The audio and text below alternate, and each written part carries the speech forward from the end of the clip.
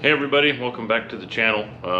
Thanks for all those who have watched and liked the last two videos we posted. I'm going to try to post once a week. I think what I figured out maybe I'm going to do is just film what we're doing throughout the week, and then maybe post a video the following week. Kind of do that because the last two videos have just been like part of one day of what I've done. But I think maybe if I take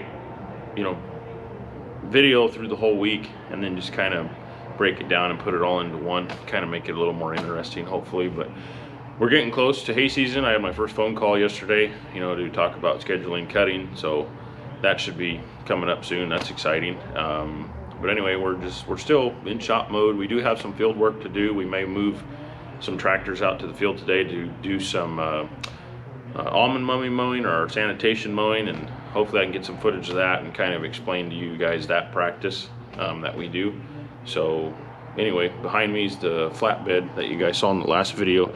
I haven't filmed any more of it since the last video, but I figured I'd give you guys a shot of it. So move that gloves out of the way. But anyway, that's it. There's the main frame, there's the rack or the backboard, and then there's what's gonna be the light rack. I'm waiting on some diamond plate to get sheared to size, and I'm gonna lay it in here. And then I also got some stake pockets, so these are gonna go in there. I don't know if I'm gonna do wood side, like maybe like just a 2x4, or thinking about maybe some aluminum might look nice. But anyway, that's the bed so far. Of course I had to add some clearance lights, gotta look cool. So anyway, I'm pretty happy with it so far. The guys are excuse me, they have the truck in here and they're running all the wires.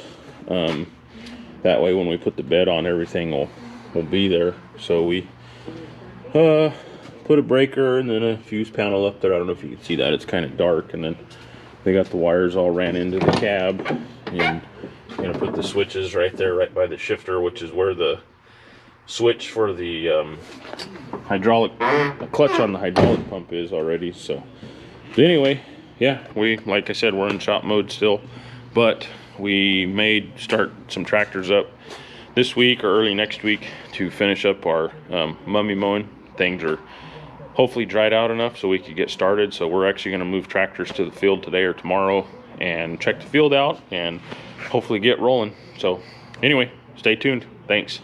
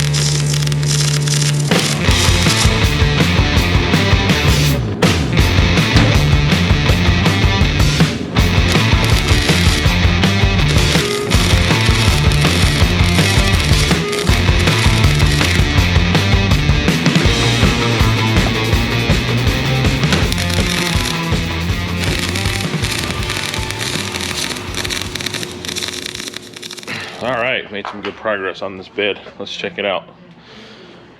So get the floor and the back all welded in with diamond plate, 1/8 inch diamond plate. Got that all in. And then I started to cut the stake pocket holes. So I marked on the bottom where these are going to go. So these are weld-in pockets. So I was going to put them on the outside, but I thought it would look kind of clean. So they're going to sit, if you can just imagine it coming in from the bottom, you know, and then these stakes will plug in this way. And then, which they're kind of tall, I might shorten them up a little bit. So they're going to sit like that. And then we'll have a wood side, or I was even thinking maybe aluminum might look cool, but I might just go with like a 2x4 or a 2x6 or something. So, and then we also got the tank set up. So this is a tank that I had laying around. It was actually in my old truck, so rather than buying a new one, I thought I'll just use this one. It's a little more fuel than I wanted to carry, but hey, extra fuel never hurts. So we got tank and toolbox. So we got this Delta little 32-inch box. So hopefully today I can get the rest of the stake pocket holes cut, get them welded in, and then kind of set everything up there and see what we want to do. I took a little video of the lights, but I got the tabs welded on for the side lights, and then the light brackets mounted in the middle for the middle light. So, but yeah, looks good. Happy with it. Yeah, we're getting close to being done. But anyway, we are going to head to the field, or I'm going to go head to the field. I'm going to go meet a couple drivers out there and meet my guy Cameron, and we're going to set the mowers up and chew up some mummies. So I'll take you guys along.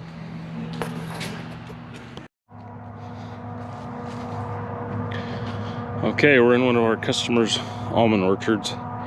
Mowers are running, munching up the almond mummies. So I just thought maybe I would explain what an almond mummy is, so people don't think it's an almond wrapped in bandages. I've had people look at me like, what? What's an almond mummy? It's the nut left over in the tree after harvest. So for whatever reason, it didn't shake out during harvest. It was immature. The shake wasn't timed right. It was stick tight. Could be a lot of reasons, but there's always some left over. You're never going to get them all out. So this particular field we're in, we shook, I think, the middle of January or something like that. But anyway, so here's an almond mummy. It's a black, well, it looks black because it's just been sitting out here over winter, getting rained on and everything else. So, but it's just, you know, your regular old almond. It's got the shell, or the hole, and then the shell, and then there's a nut in there. And yes, you can still eat them, and they still taste good. But they also are a host for navel orangeworm. So I was hoping maybe I could find one that had a worm in it. Nope, see, that one's clean.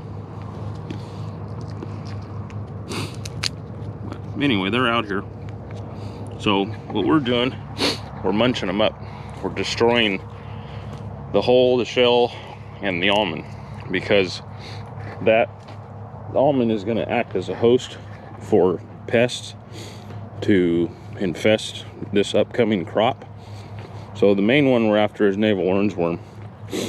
Navel orangeworm can live over winter in an almond mummy, and then once, you know, weather warms up and bloom happens and now you have nutlets on the tree, well, those worms will infest this year's crop and can be very devastating to the crop, to the grower.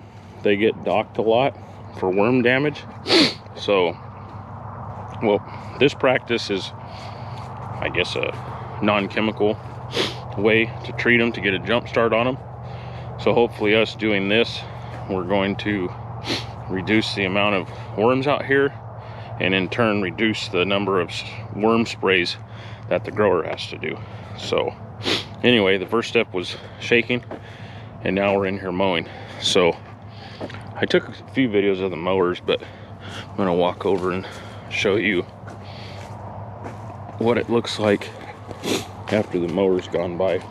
So, okay, before, after. So all the leaves and sticks and remaining stuff that was here has been chewed up. So you can dig through these piles. Now, it's still fairly early in the morning, so there's still a little moisture on the stuff, so it's kind of chewy, didn't munch up like we like, but it looks fine. You know, our main goal is to destroy the almonds. So there's what's left of a shell, and then you can find some chunks of almond in here somewhere. Yeah, like right there. So see, all this stuff got chewed up. So we have our mummy mowers, which are made by Rears Manufacturing. They have brush attachments to sweep away the nuts from the berms and sweep them into the path of the mower. And along with that, there's also a blower on the back to blow the berms off into the next row. So this is an alternative to running your conventional almond sweeper and then running the mower. So it's supposed to be a single pass unit, and we don't get 100% of them, but we get a lot of them. So he's running right there, sweeping away.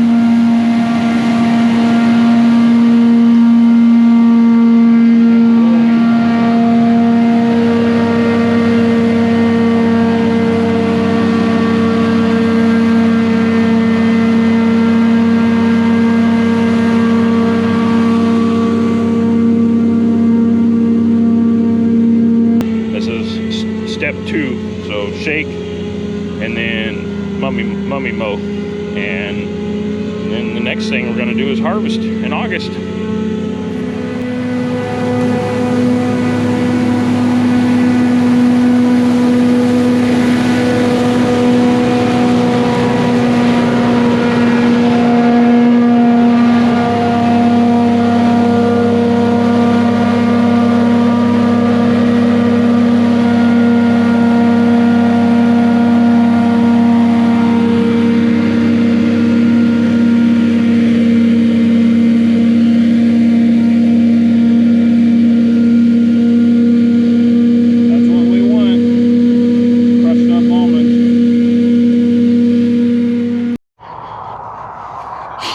Okay guys, that's gonna do it for this video. So thanks for watching.